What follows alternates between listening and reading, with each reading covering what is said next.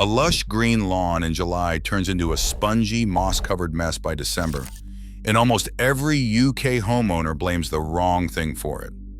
We're counting down 10 real reasons British grass loses ground to moss in winter, from simple autumn mistakes to one hidden cause that explains nearly all the others. Let's start with number 10, a problem that begins before winter even arrives.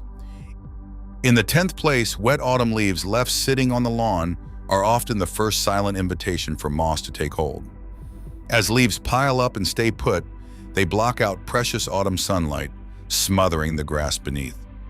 The trapped moisture keeps the turf damp for days, even weeks, creating a perfect environment for decay. By the time the leaves are finally cleared, often not until December, the grass underneath has already turned yellow, gone soft, and lost its resilience.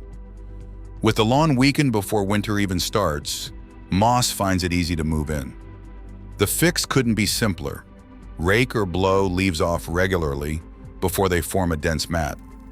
That one habit alone can help your grass stay strong enough to face the colder months ahead. Number 9, mowing the lawn too short before winter is a classic trap for anyone chasing that neat bowling green look. It feels tidy to scalp the grass on those final autumn cuts, but cutting too low strips away the leaf area the plant relies on for photosynthesis.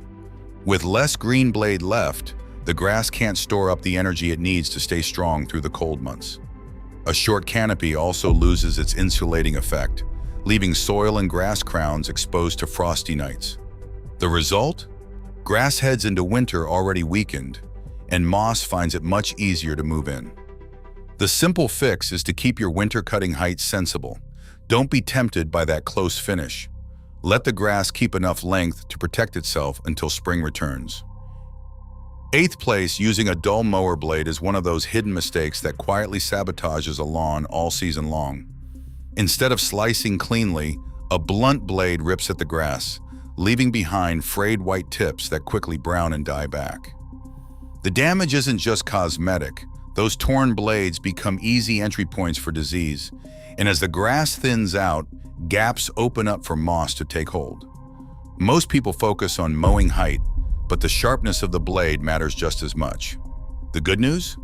This is one of the easiest fixes. Sharpen your mower blade at the start of the season, and again if you notice ragged cuts. Healthy, neatly cut grass stands a much better chance of outcompeting moss through the winter. Number 7. Feeding with the wrong nutrients at the wrong time quietly sets the stage for winter moss, even when the lawn still looks green.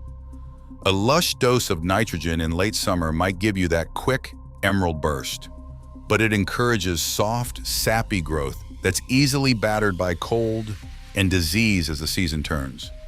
When winter hits, that tender grass collapses, leaving gaps for moss to move in. What grass really needs before winter is a potassium-rich feed, something that toughens cell walls and builds resilience instead of just pushing more leaves. Swapping to an autumn or winter-specific fertilizer, low in nitrogen and higher in potassium, helps the lawn stand strong through the cold months. It's a simple change in timing, but it can make all the difference between a mossy patch and a healthy lawn come spring. Number 6, soil acidity gets blamed far more often than it deserves when moss appears on a British lawn. The old gardening wisdom says moss means your soil is too acidic and it's time to throw down lime. But the reality is more complicated. Moss does prefer soils below about pH 5.5, yet most UK lawns sit comfortably between 5.5 and 7, the sweet spot for healthy grass. A mossy patch doesn't automatically mean your lawn is too acidic or that lime is the right fix.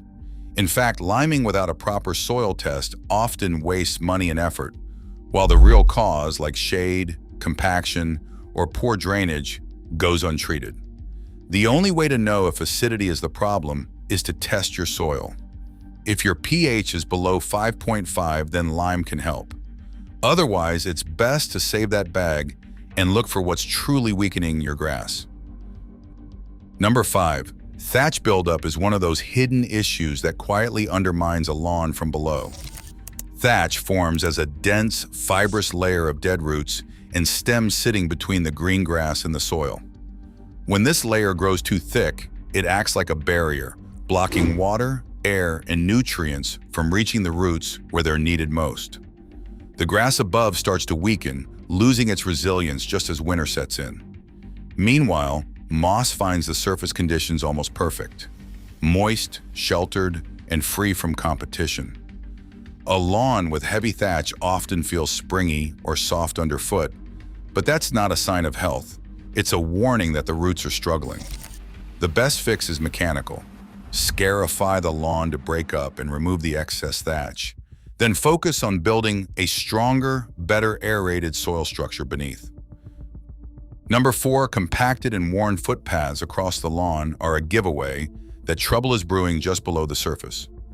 Every time the same route is taken across the grass, whether it's a shortcut to the shed, a child's play trail, or the spot where garden furniture sits unmoved all season, the soil underneath gets pressed tighter and tighter. The result is a series of hard, bare stripes or patches where grass can't put down roots or recover from wear. These areas lose their springiness, turning thin and threadbare just as winter sets in. Moss doesn't hesitate to move in, filling the gaps where grass has given up. The fix is to break the habit. Shift furniture regularly, rotate play equipment, and try to guide foot traffic away from the same tired tracks. Autumn is the perfect time to give these zones a breather, overseed if needed, and help the turf bounce back before the cold and damp arrive. Coming to the top 3, winter shade from a low sun angle is a challenge that quietly shapes the fate of British lawns. From November through February, the sun barely lifts above the horizon, casting long, cold shadows across gardens. Fences, thick hedges, and especially overhanging trees can keep the same patches of grass in deep shade for weeks, not just hours. In these dim, light-starved spots, grass simply can't photosynthesize enough to keep growing or repairing itself. The turf thins out, loses its vigor, and starts to give ground. Meanwhile, moss is perfectly adapted to these conditions. It thrives in shade, happily spreading into every gap the grass leaves behind. Unlike a quick mistake with the mower or a missed feed, this is a slow, persistent pressure all winter long. The practical fix is to improve light access where possible. Prune back branches, thin out dense hedges, and remember that shaded areas may need extra care or even a rethink about what can grow there. Recognizing the role of winter shade is the first step to giving grass a fighting chance in the darker months. In second place, poor drainage on heavy clay soil quietly transforms the entire root environment of a British lawn. Much of the UK sits on clay that drains at a snail's pace, so after a typical winter downpour, the ground can stay saturated for days on end. Grass roots in these waterlogged conditions are starved of oxygen, struggling to function while the surface above remains soft, spongy, and damp. This isn't just a minor inconvenience. Persistent wetness creates the perfect breeding ground for moss, which thrives where grass is suffocating. Homeowners often blame the weather or assume soggy lawns are simply part of British life. But it's the underlying soil structure that's setting the stage for moss to take over. Improving drainage is the real fix. Core aeration to open up the soil, adding sand or organic matter to loosen the clay, and even installing French drains in the worst spots. By shifting the focus from blaming the rain to tackling the root of the problem, it's possible to turn a mossy, waterlogged patch back into a lawn that actually feels like turf underfoot. And finally, in first place, soil compaction stands as the hidden root cause behind so many mossy lawns in Britain. Every time the mower rolls out, children play, or a shortcut is taken across the grass, the soil beneath gets pressed tighter and tighter. Over months and years, those thousands of footsteps squeeze out the tiny air pockets that healthy roots need to breathe and spread. Without enough air, grass roots stay shallow, can't recover from wear, and struggle through winter stress. The result is a surface that feels soft or even spongy underfoot, classic signs that the lawn is suffocating below. Where grass weakens, moss doesn't hesitate to move in, thriving in the damp, compacted zones where roots can't compete. It's no accident that patches with poor drainage, thin turf, or persistent moss almost always show signs of compaction.